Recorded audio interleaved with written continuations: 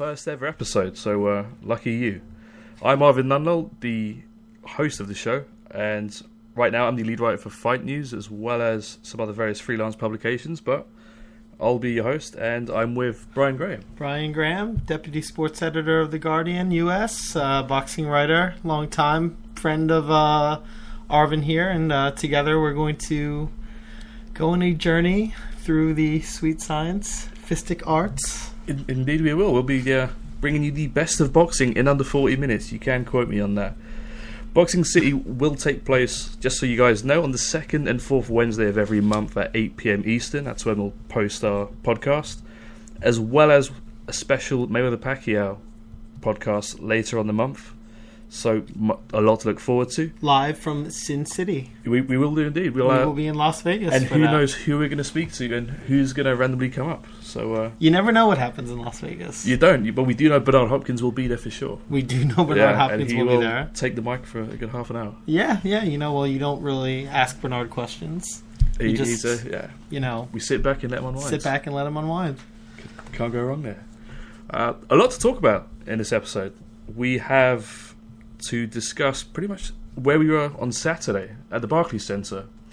Lots of action there. We felt as though there's a significant difference between what the media saw at ringside versus what everyone's saying outside. Who saw the broadcast? I think are you talking specifically about the first fight between?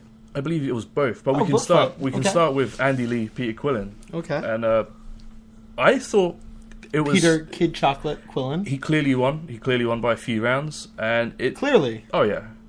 And okay.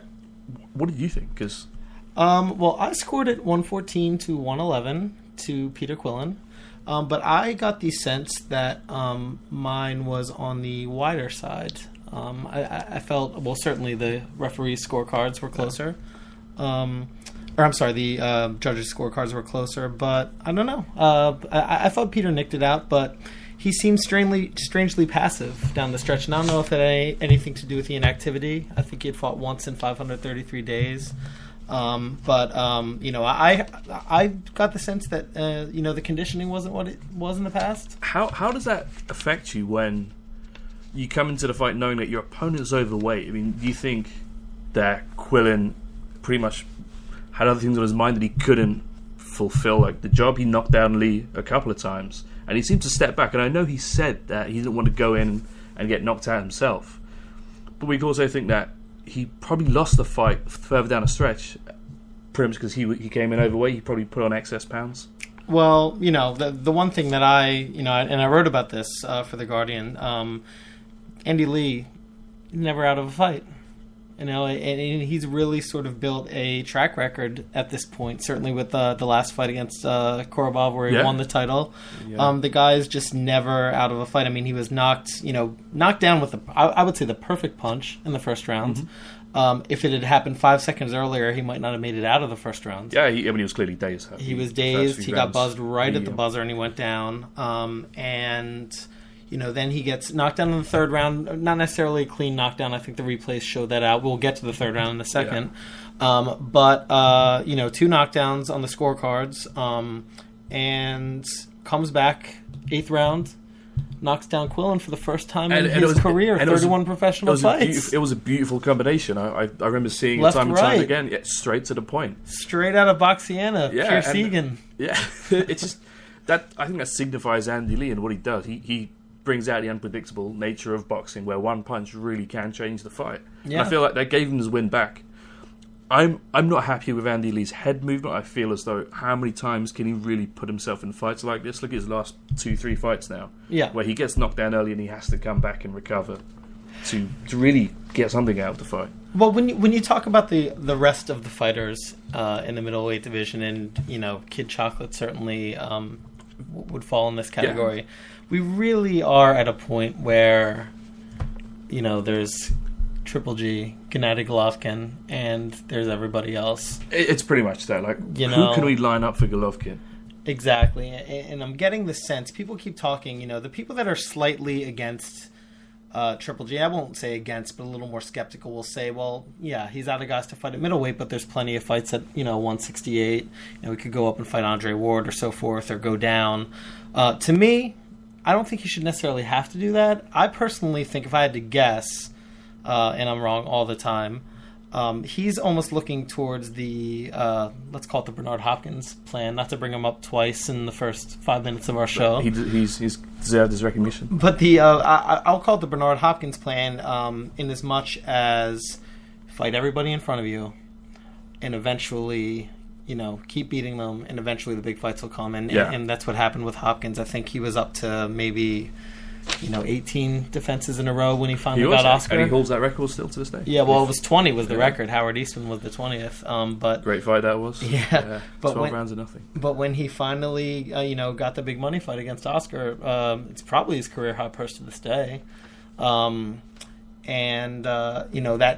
didn't come from it. Eventually Oscar came to him. Yeah. When you look at it. Yeah. So that's, to me, where I see Felix this sort Stam, of... What's that? Bar Felix Stam and his disappointment in that fight. Yeah, that's right.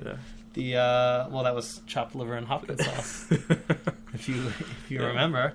But that's where I see the Triple G thing going. Now we're getting off topic, but basically I think we're looking at a division where I'm not sure, it's like everyone's fighting for second. Yeah, and no one's stepping up to the plate, really. Yeah. One thing I do want to bring to your attention, and you see this as well, round 3, when is it right for a judge to score a 10-9 round in a round that the opponent's been knocked down? It's really rare. Yes. I'm interested by this. If it was, okay, well, to be clear, it's one judge, Glenn Feldman, the judge who actually had it 113-113, the one judge who scored it a draw, scored it 10-9 in favor of Peter Quillin. I think I would be, it's crazy either way. The fact that it benefited Quillin, quote unquote, the house fighter, for lack of a better word, I'm sorry, it benefited Lee. It did in this case. Who, in theory, was the house fighter as well. He had tremendous support there. That's true. Well, yeah, he was the house fighter. I would say in actual sort of support on the day, and that's probably another thing we could talk about. But I think. I can't remember the last time I've seen it. This is a sport where you can't say it's never happened, because anything that's happened in this sport has happened before at some point. But it's rare. It's certainly rare. And you're right, to your point, at one point, it's pretty much pushed it into a draw. Yeah. Yeah, it decided the fight. I mean, there's no question about that. Lee would have won. Where does Lee or Quillin go next? It's a good question, Arvin. Because I know Lee talked about having a rematch in Ireland, but I don't mind seeing that. But then again, I think... I'd love it. Would either want to fight Golovkin next? No. I don't think so. I think in this, actually, it's a good segue into sort of what I kind of dropped off there a few minutes ago. I think the Peter Quillin question is interesting, because here's a guy, undefeated American, got a great personality. For one reason or another, has never really sort of gained a huge foothold in popularity. You could maybe argue the fact that he was bi-coastal for a long time. He never really put down roots anywhere. But it's a guy with a little bit of power, or power in both fists, and really everything on paper indicates that he would be a popular champion. But for some reason, and we saw it really sort of incarnate the other night when Andy Lee really did have the entire crowd on his side. I don't know how much of it had to do with the fact that he passed on that, a career-high $1.4 million purse to fight Matt Korobov. These moves that are, To that point, he came back to fight for that same title. And he came back to fight for this. Yeah, if he could have made weight. And what did he make the other night? $500,000. Yeah. So it only made, for a fight he, barely won. If it had been scored properly, he probably would have lost. But what I think it's interesting to me that he's at a point where, I don't know, maybe taking a fight like a Lee rematch, a crowd-pleasing career move that might be a little riskier than he wanted to do, that actually might benefit him right now. Yeah. I wouldn't mind Peter Quillin taking an immediate rematch in Ireland. Do I think that will happen? No, but that might be the right move. Yeah, and I think he could win the fight. It's possible, as long as he makes weight this time. I think, yeah. I think Peter's had a a difficult year, I think. Well, an emotional year. I mean, he had his first child, and I think there were some things outside of boxing that were sort of compromising his boxing.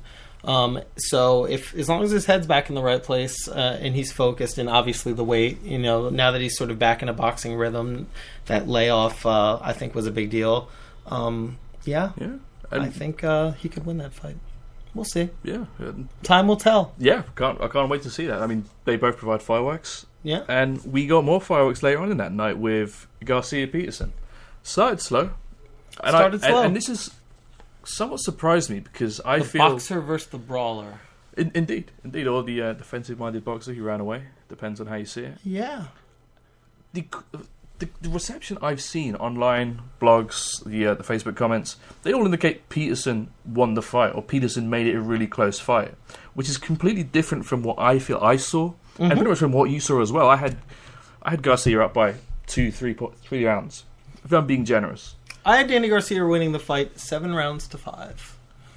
I have a friend at home who I trust more about boxing than I would say almost anybody, who scored it 8-4 for Peterson.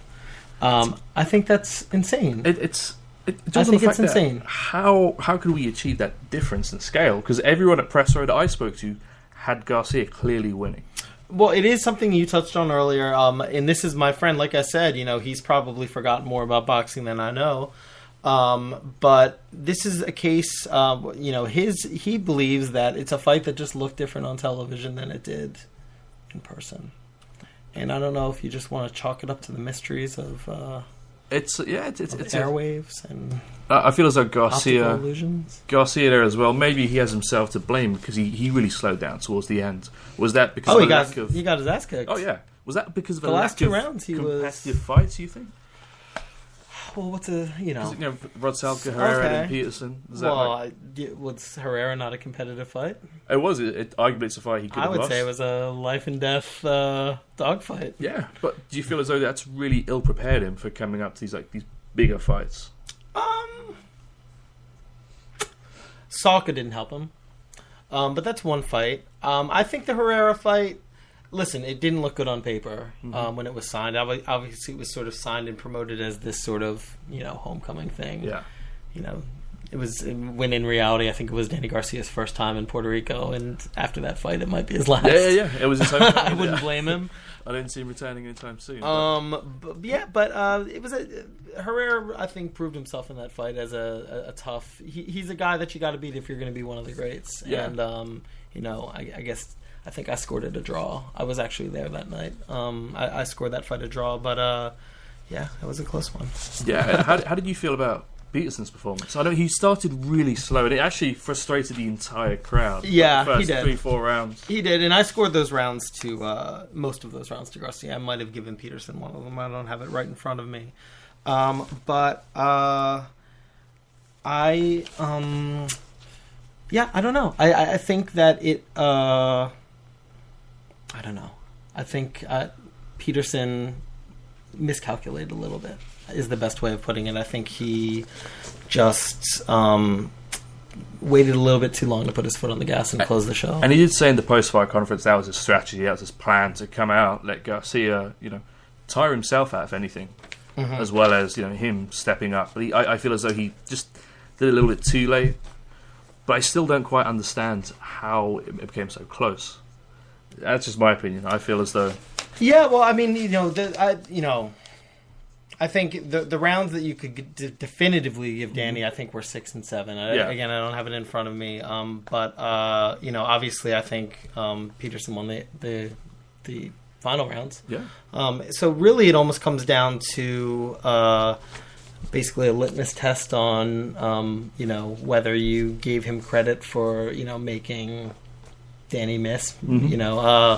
I personally don't like to give fighters rounds for that because it's more like getting extrapolate it and take it forward. Are you going to give somebody a world championship because of that? I know none was on the line for this fight, but yeah, I don't know. It's an interesting question. I tend to believe it was the right winner. The winner was deserved. It was a very close fight. I don't think you can really get any closer than 2 7-5 scorecards in a draw. Yeah, it's without it being a draw. Definitely works. Now, where does both fighters go? I know Danny talks about stepping up. His dad said he's still a champion at 140, and he deserves to defend himself at 140. Oh, no, well, I think Angel said he's done fighting at. I don't think he can make the weight anymore. I don't think he can make 140 anymore. Obviously, this was at 143. It wasn't Saka at a catchweight, I believe. I believe so, yeah. Yeah. I think his days, Danny said after the fight that, he feels that trying to make the weight have compromised him. And it's funny because Peterson's also thinking or contemplating the same thing of moving up. Well, I think, you see that fighters later in their careers find it a little bit difficult to make the weight classes, and I don't know. So one fight I wouldn't mind, considering that Garcia is now stepping up, would be, how about Khan gets a rematch? It was a great first fight. That's just me being British, I suppose, but it wouldn't be bad to see. Well, how about Khan gets through Chris Algieri on a Friday night? Yeah, at the Barclays Center. TV. Yeah, Spike TV from TV. HBO to Showtime to Spike TV. Yeah, well, you gotta. Amir is getting back in line. Mm-hmm. I think is the expression. And the one thing about Amir Khan, and I said this before we started, that's another guy who's never in a bad fight. So, always entertaining. Is always entertaining. It might not be what you would call he might not be tactically bulletproof, but but he's entertaining. Yeah, never a dull moment, right? Yeah, never a dull moment. And that's also a nice way to bring up the future fights we have coming up. Okay. So, couple of big ones. We have pretty much what everyone's proclaiming as Fight of the Year, and it hasn't even begun yet. Well, speaking of two guys who are the opposite of tactically bulletproof, I believe at the Turning Stone Casino. Is that where this is? It is indeed. Yeah, 5 hours outside of New York. 5 hours outside of New York. We have a Ruslan Providnikov and Lucas Matthysse. On paper, it's pretty much an all-out war. Anyone you speak to has said it's pretty much an all-out war. What are your thoughts on the fight? This is the type of fight where you take your friends that don't really watch boxing, and you tell them to turn on this fight. It might not be guys who light up the marquee, it might not be household names in the States, but I think anybody that knows anything about this sport knows that it's almost impossible for this to be a bad fight. Just it's two guys that really come to fight every time. They're almost identical in size, reach, age, experience level. I think I looked at the odds. They slightly favored Matthysse, but to me, it's a total coin flip. It should be an interesting one. It's interesting because of where both fighters are coming from as well, in terms of pretty much a couple of losses. I know Providnikov is still fairly bitter at some of the recent decisions he had. He went to Russia for his last fight against Castillo. No one liked that one at all. Quite a poor fight. But how does that prepare him for this major fight? Because this could really make or break both of their careers right at this stage. Yeah. You've got to think they're both been in wars. They're both fairly damaged in sense of taking punishment. Well, I think you look at what happened with Providnikov. He lost the WBO belt, I believe, to Algieri. Yeah, he did. And then WBO, rather than put him in with one of the top contenders, this Dulorme Crawford fight on HBO, Thomas Dulorme, Terrence Crawford, is for the WBO belt that Providnikov lost. So in a sense, he's been passed over a little bit. I don't think it's egregious. You see worse things all the time. But the truth is, these guys are really both fighting to stay in the sort of, to stay in line. Yeah, pretty much. It's on HBO. Yeah. It's, when you fight on HBO, you have to make sure you stay on HBO or maintain that type of income as well as stature, I want to say. Yeah. People tune in to watch you because of your style. Matthysse, I give him I kind of edge it to Matthysse in this one. I feel Providnikov will be too one-dimensional. Not in a negative way, but I just feel as though he can't really overcome Matthysse. natural aggression. I feel Providnikov will be worn down, and then as the fight progresses, probably a late knockout. Interesting. A knockout. The Siberian Rocky. And there's only so much he can take, though. I mean, you got to think, like, how many times can he come forward without defending himself? Yeah. Well, I mean, he's taken a lot of damage. And it really is a sport that, you can get old overnight. Yeah. And they are about the same age, and the same experience level. And who knows? I'm not saying that's going to happen. I have no reason to suspect that. But when you fight the way these two fight, I don't know. Who knows? It's a coin flip. It's a mystery. Who's your call for that one? You went with Matthysse. I'm going to go with Providnikov. Straight down the middle. I don't know. Let's just on a hunch. I'm going to say on points. Even though this fight obviously has mid rounds knockout.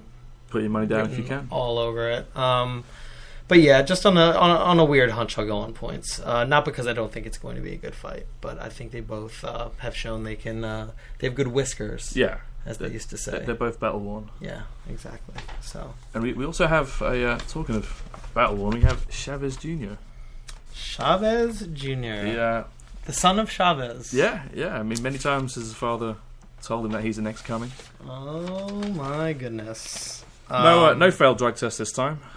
No failed drug test. And he hasn't made weight yet, but we don't see that being a problem, hopefully. Well, that's because he's moving up from the 160-pound middleweight division, of which he was a title holder. And of which he wants to go back down as well, which he's said publicly. Oh, well, good luck with that. Yeah. Moving up to light heavyweight, which is, skipping a division, right? Did he ever fight, actually, did he ever campaign at super middleweight? I don't think he did. I don't think he did, no. Unofficially, he unofficially did. Yeah, unofficially. Yeah. Well, yeah, I mean, I had to look this up. I was surprised. His last fight, he's been out of the ring. He's been inactive for 13 months. 13 months. Brian Vera. 13 months. The second Vera fight. The first fight, I believe, and I should have looked this up, and I'm just going to do this off the top of my head. I believe it was signed at a catch weight of 161. It was, and that weight changed many times. And then I believe he called ahead, basically, because he was going to miss it, and he asked them to move it. I'm going to say 165. And I think he actually missed that at the weigh-in. He did. I think that fight was at 3 or 4 different weights. Officially, I want to say the last weight was 170 or and I think they actually thought the weight he had to make. Yeah, not talking about what he came into the ring as. I believe the weight he had to make was 173 pounds. How for a middleweight title fight for Brian Vera? Or maybe not a title fight, but how are you going to as an opponent? How are you going to bulk up and put that weight on? Yeah, within a matter of days. That fight still makes me feel bad because I do think Vera won that fight, but that's neither here nor there. But it's an interesting fight. We got from Andres Fonfara coming off the Stevenson fight. He took the lineal light heavyweight champion of the world, the distance, knocked him down. Yeah, he did indeed. This is not an easy fight for Chavez. This is not an easy fight for the son of Chavez. I mean, I understand why he wanted to take this fight as like a stepping stone into that weight class, see what he's made of, if he can sustain it. But at the same time, you're right, it's a risky fight considering that he's stepping up. He's going to be weight draining most likely, I want to say, as he always is. And Fonfara showed some life. Everyone didn't give him a chance against Stevenson. He was just there as a punching bag. He was told to go up, make your money, go home. Go a few rounds and, But instead, he changed the course of the fight and thoroughly, to his credit, pushed Stevenson to a place he's never been before, I want to say. Yeah, that's fair. And, that's fair. Yeah, and if you could bring that same energy into this fight, that's something that could pretty much rival the Matthysse fight. This is an interesting fight to me. I would say more so than any recent Chavez fight, besides obviously when he fought Sergio Martinez. It's interesting to me because he has lost the sort of natural weight advantage that he carried into all of these fights, which I think he really did use to mask his deficiencies. But really, this is a guy, if you talk about the good things about Chavez, this is a guy who's sort of a deceptively accurate puncher. He's good on the inside. And, I really think this is a fight where we are going to see what we've got with Julio Cesar Chavez Jr. A litmus test, if you will. If this is a guy at 28, I believe, if this is a guy that's really going to take the next step and be a star, like he's sort of been, postured as and sort of sold as all along. You're going to have to, and if he's serious about campaigning at the light heavyweight division, Fonfara is a guy that he is going to have to get through. Fonfara is a great fighter. I would say he is a bit of an underrated fighter, even. But he is a star fighter that we've been told Chavez Jr. is all along. This is a guy that he should get through, and I don't know. I guess we're going to see on Saturday if that is the case. And it looks like there's something wrong with Arvin's mic over here, but we will figure it out. Oh, here, he's coming back. Another thing, we're so glad that all our listeners are with us today. As we wait for our special guest, this is the 30th anniversary today of the Marvin Hagler-Thomas Hearns fight. 339 punches, 8 minutes, called the most electrifying 8 minutes ever. And one thing that Arvin and I were doing earlier was watching this fight and just talking about, how incredible it was and how we really don't see fights like this anymore. You go back and you look at sort of where Hagler was at that point in his career, and it was very much a crowning achievement in his career. There are a lot of parallels that can be drawn between where Hagler between Hagler and Sugar Ray Leonard, his sort of sworn rival at the time, and the Mayweather-Pacquiao fight that is happening right now. I think it's very fascinating. A lot of people think, Leonard sort of, much like Mayweather, people have said, Leonard sort of waited until Hagler was sort of past that sort of ferocious beast period that he was when he sort of knocked out Thomas Hearns in 3 rounds. He sort of waited till he was past that. He actually fought a guy by the name of John Mugabe, as you know. And a lot of people think that was the fight where, Hagler won, but he sort of looked like he was a click past his best. And a lot of people say, that Mugabe moment was the fight where Sugar Ray Leonard decided that, Marvin Hagler was sort of safe to fight. I mean, it's a lot of, it's... No, Arvin. Sorry, just to keep our viewers updated, we have Paul coming. He's our special guest is coming as I ramble on about the 30th birthday. He's going to be in roughly 2 to 3 minutes. 2 to 3 minutes. Yeah. So in the meantime, let me pose you the question. Go for it. What would you say was Pacquiao's Mugabe moment? Do you think there was a time where Floyd said, maybe this guy who's decapitating Ricky Hatton, knocking out Miguel Cotto? Because I have a particular fight in mind. We don't talk about that Ricky Hatton knockout. We suppress that. I have a particular fight in mind that would be Pacquiao's Mugabe moment. But I'm wondering what you think it would be. To be fair, I think we saw the best and worst of Pacquiao in every Morales fight. Okay. I feel so, and I was there for that unfortunate third fight in Vegas where he did knock out El Terrible. I loved El Terrible, but his time would come. Yeah. But that's interesting because I'm saying I would say the collision course of Mayweather and Pacquiao began when after they both beat Oscar De La Hoya. That's when it became a fight. I think people were saying these guys should fight. Oh yeah, no, absolutely. I think the way in which Pacquiao stopped De La Hoya was more so than Floyd. Mm-hmm.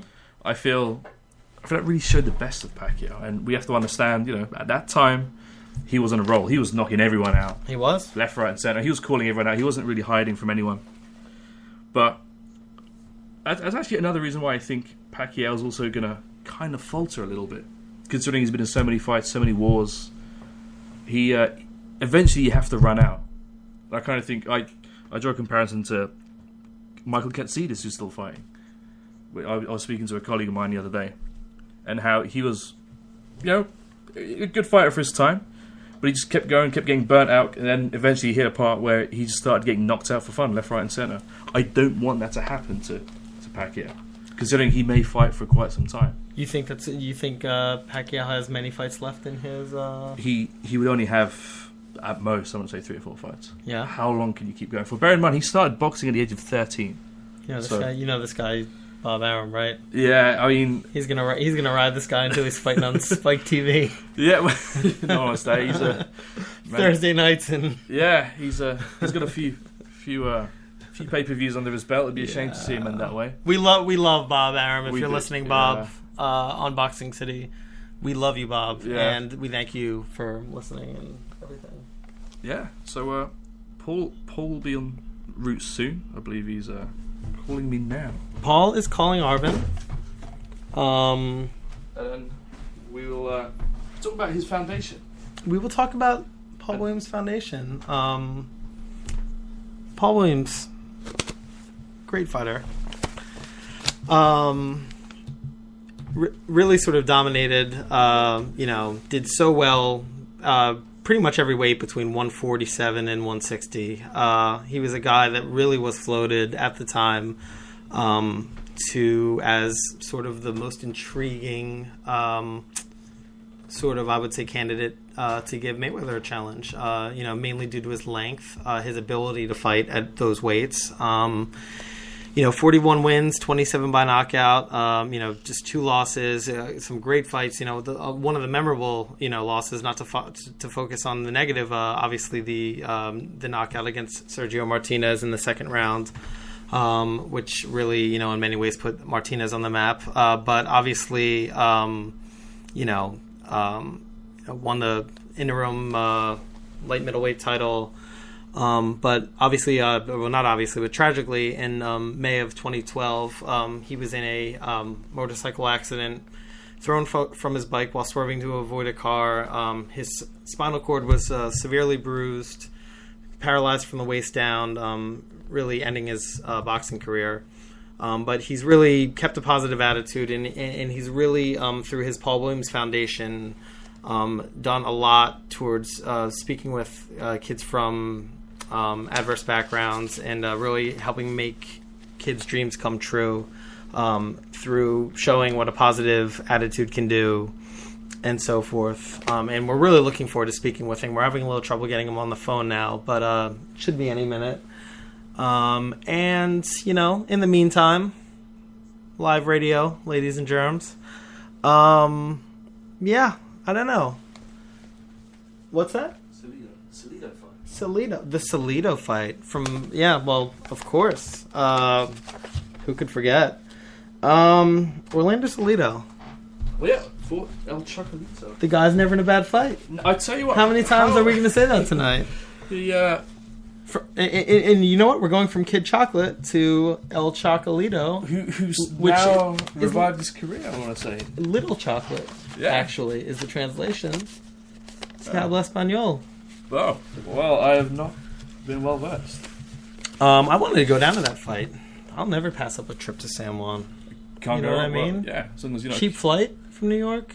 Get down there in 3-4 hours? Hang on the beach, go to a fight. The odd hurricane here and there. Oh my god, that's okay, right? $49 for an Airbnb last time I was down there. That's remarkable. Believe that. That's remarkable. On a block from the beach. And my goodness. You can always go to Vieques, very beautiful island. Oh my goodness. So El Chocolito, who, mind you, is scheduled to fight in 5 weeks. After a 12-round fight, that's after a 12-round fight against Salido does.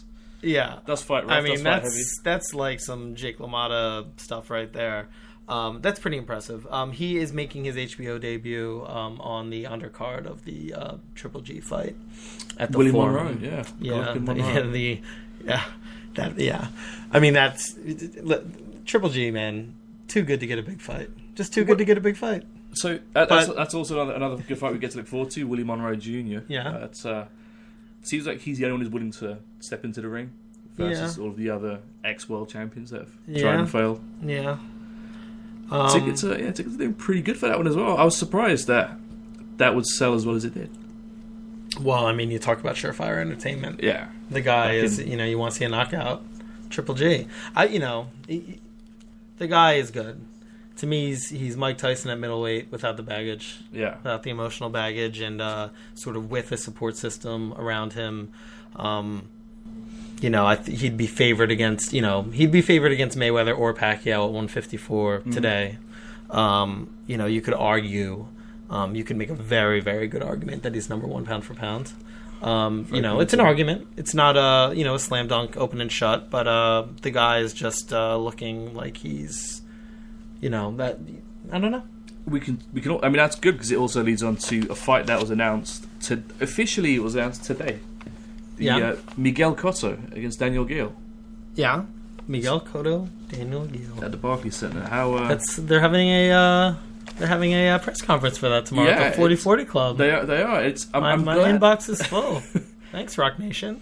I'm glad that they. I know about the press conference. Yeah. Oh yeah, no, you get it from second-hand information. Yeah. David Itzkovich, we do love you. We love you, David. Thank you so much for listening. I don't know. Should be a good one. I'm love glad, that Miguel Cotto. I'm glad it's not K9 Bundarich because that would have upset a lot of people. It's respectable opponent in Gill. Well, don't you feel like sometimes they float the name to kind of lure them in, but they float like the name that would be like a real groaner, and then they feed you the one that's like, oh, well, actually, that's not that bad. Yeah. Whereas if they had given you that one in the first place, you might have been disappointed. You see that all the time. Oh, yeah, all the time. It happened about 5 times with Mayweather in the last 10 years. They float the Twitter real... votes. Gotta love the Twitter votes. They exactly, the Twitter... they float you the side-eye name, and then you get the sort of just, whatever. That's a good fight. Because I thought if he fought K9, it would have been for a world title as well. I forget that K9... Wait, what? Excuse me? I believe K9 does have the title. K9, at 154? Yeah. I believe he has an alphabet belt at 154. That would not surprise me. Yeah, he's a IBF light middleweight champion. Yeah. Yeah, so, I mean, it made sense, although no one was going to see that fight. How do you feel about Cotto trying to transition into under Rock Nation now, but he's taking on this fight? He's clearly, or maybe not clearly, either dodging or ducking, or just doesn't want anything to do with Alvarez, or he's looking forward to Alvarez later on in the year. We don't know. That fight was, I believe, the fight everyone wanted to see, and instead we're getting 2 still semi-decent fights. Well, let me ask you this for one. Just answer your question with a question. Who's the number? Yeah, I would say for the first half of this decade, until maybe a year or two ago, I think it was pretty clear cut that the number 3 draw in boxing, after Pacquiao and Mayweather was Miguel Cotto. And he had proven that time and time again at the Garden, certainly at the fights in Vegas and so forth. And, he was a classy champion, is a classy champion, I would say. And, represents the sports, reasonably well, better than, you could expect.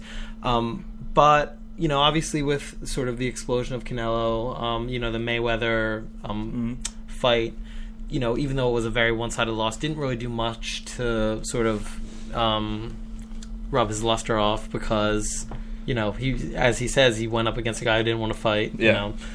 So who would you say who's the number 3 draw in boxing right now? Was it Canelo or is it Cotto? I think that's a really great question because you've got Canelo. He's pay-per-view tested now. I want to say he's done numbers. He's fought at Yankee Stadium. Yeah, against a guy that was not moving the needle a ton, and he drew 40,000 plus. Yeah, he did. Yeah, he did. I just feel as though the real answer to that question is let's see them fight. Let's see who's going to be the bigger draw by virtue of who wins that fight. It needs to happen this year. I feel because we're on track for a fantastic 2015 where we have possibly 2, maybe 3 super fights if we can get Stevenson Kovalev on as well, which is another story because we've been Rock Nation email. Just got it.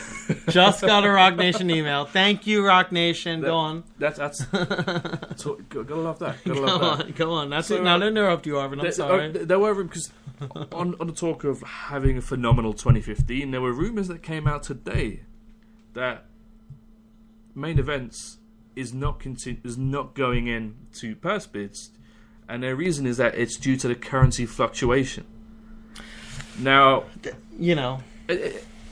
there's don't get me wrong, it can make sense, and I'm not here to discredit anyone, but at the same time, I have to start thinking, can't blame anyone else here. Can't blame Heyman, can't blame Stevenson, can't blame his corner. It's kind of, does Kovalev and his team want it now? The tables have turned, right? Towards the end of last year, we were saying how Stevenson's ducking everyone. Yeah, well, I don't know what I can't say what the rationale behind that is. All I do know is that as Arvin steps away to try and land the plane on our friend Paul the Punisher Williams, will be joining the show shortly. The one thing I can say about Sergey Kovalev is, to me, if you can make an argument that Triple G is number one pound for pound, you can probably make a similar argument that Kovalev, if not in the sort of top tier, top 1, 2, 3, 4, is certainly sort of in that, in that top class, towards the top of the pound for pound list. I think there's some people that might disagree with me on that vehemently. But the guy, to me, is the most feared, one of the most feared guys in the sport. Would you say that about Kovalev? I mean, he definitely strikes the fear of God in anyone who comes into the ring. Yeah, Don't get me wrong. His demeanor, his attitude, his aggressive style of boxing. Yeah. I mean, let's not forget that anyone who bullied Hopkins in that manner clearly deserves more than respect. Yes. Now, I'm just frustrated because I really want to see that Stevenson fight. I believe that is pay-per-view material. I believe absolutely. that is going to be golden for the sport, especially in a year where, maybe that fight is on network television. You can sell that. Oh, network TV? Oh. Yeah. Interesting. It could be pay-per-view in Canada. It could. I mean, it's just the fact that a fight of that magnitude will be able to propel both fighters into pay-per-view, I say. Yeah. But, we'll definitely stay tuned. One other piece of information, because I don't think we're still working with Paul. Andre Ward. He's scheduled a TBD in Oakland. TBD. A TBD in I heard Oakland. of that guy. Yeah, he gets around. I heard about that guy. That record as He's well. a comer. Yeah. TBD. Oh my God, Triple G to TBD. So I guess we Paul will owe us a favor. Will be joining us on the next show. He will do, and we also. It's funny because our records got mixed up. Yeah. I think all along Paul Williams was joining us on the next show. Yeah. We will hold you to and that, Paul. I can't believe where I got that wrong. I think I take full responsibility for this. No, we can. Paul, if you're listening, we will see you next week. Paul, thank you so much for listening, Paul. We also Nick, for our next show we'll have Chris Algieri, fresh off the announcement. 2 guests. Yes, we will. Are we sure he's not the one after? We have to roll him in. Yeah, no, we've got him. Form an orderly queue, gentlemen. Yeah. Please. Oh my goodness, I've had too much fun. Yeah, I would like to just say that out of the blue, Arvin. It's a good friend of mine. The 43 minutes has just flown by. It has. I could do this all night. All unscripted as well. So, all unscripted. Yeah, we do this out of the kindness Straight and love off of the our dome. hearts for boxing. Pure pugilists. Oh, we don't get paid. We don't. We do accept donations and beers when you see us. Beers, donations, whiskey or bourbon. Indiegogo. Yeah. What's the other one? I'll take a bagel as well. I wouldn't mind a bagel for you. Yeah, that could work. No. Breakfast or lunch. But I mean, I just can't believe all the response that we've been getting about the show already. I mean, people just can't stop talking about it. If you've been emailing me with these angry emails, I'm sorry. Oh my God. And for those of you who emailed about questions to Paul, we will definitely roll them over. Don't get me wrong. But we'll be back in 2 weeks for our actual Vegas special. We'll have a show on Wednesday. Vegas is no. It's in 2 weeks. Yeah. It's coming up. Yeah, that'll be Fight Week in Vegas. We'll have a show Wednesday and a special show Saturday. All right. I'll make you a bet. Go for it. This time, by the time we do our next show, Pacquiao, Mayweather will have been postponed. There are no contracts signed. There are no tickets available. There are no CCTV tickets available. It's possible. Yeah, there are no tickets on sale yet. Yeah, and if anyone's listening, there are no media rate rooms available yet. That would be nice to have. I'll tell you what, guys. Free money. If you can get any bookie to take that bet anywhere, and it's anywhere more than 5-1, take that. that fight might not happen on May 2nd. But maybe I'm just You sound like a man who's skeptical of no fight contract being signed. Maybe yeah, exactly. Maybe it's my JD speaking. I never went to law school. But Arvin, I can't tell you how much I appreciate you setting this all up. No, Arvin is the man with the plan. It will get better. We're gonna be winning awards and some Clios hopefully one day. Some Sony Music Awards. We want to thank Paul Williams, Bob Arum for listening. Al Heyman. I want to thank God. I'd like to thank Al Heyman. Yeah. And I think. I think that's it for a great first show. Yeah, I mean, I can't believe it, but flown by. It's flown by. Flown by.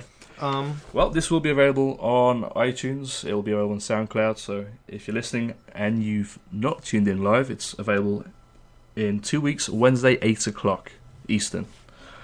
Cool. Well, that's all from me. And Brian? It's been a pleasure and an honor and a privilege. Thank you, gentlemen. Cool. So.